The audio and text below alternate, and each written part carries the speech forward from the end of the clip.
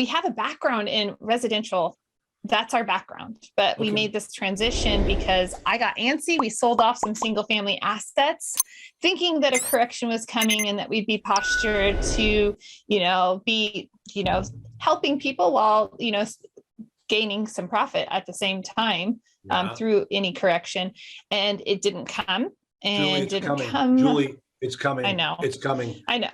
Yeah. Man, Charles, you're right. I mean, the writing's on the wall. The Fed stopped printing money, and it's going to come like a thief in the night. So I thought we're positioned well for being able, and quite frankly, I mean this sincerely, to take care of people. I think about a lot of the assets that have been purchased over the last 5 years with a lot of assumptions of things just continuing to go really well. I happen to be third generation in real estate, but first in commercial and first in multifamily syndication. And so but real estate is real estate. Actually, economics is economics. So it's circuiting. It's just like, okay, I understand. I've lived these cycles. I was very cognizant growing up about these cycles.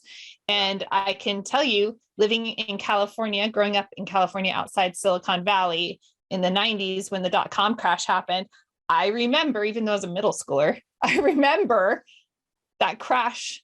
I remember what happened. Your family struggling? We did, not so much our family struggling, but just the repercussions, because that was San Jose, Silicon Valley is only an hour away from where I lived. And so on the other side of a little hillside, it's like, you see what happens when corrections take place. And when that correction takes place in multifamily, I think a lot of people make these assumptions like they did in residential real estate in the early 2000s leading up to the '08 crash, is that everything's just going to keep going up. It's going to be fine. And it's like rents do not go perpetually up. They can come down. We're already seeing that in Oakland and in the Bay Area of California. So it's like, we're going to be there and our investor pool will be there to be able to acquire some of these. And what that does is that provides for those residents and that community.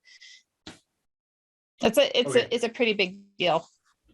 Let me give you a quote and see if you can tell me who said this.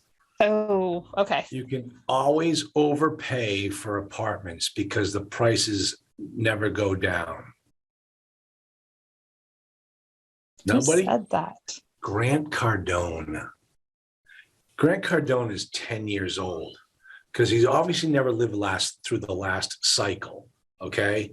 So he actually came up with that quote. And I cannot believe when my students send me videos of him making that statement.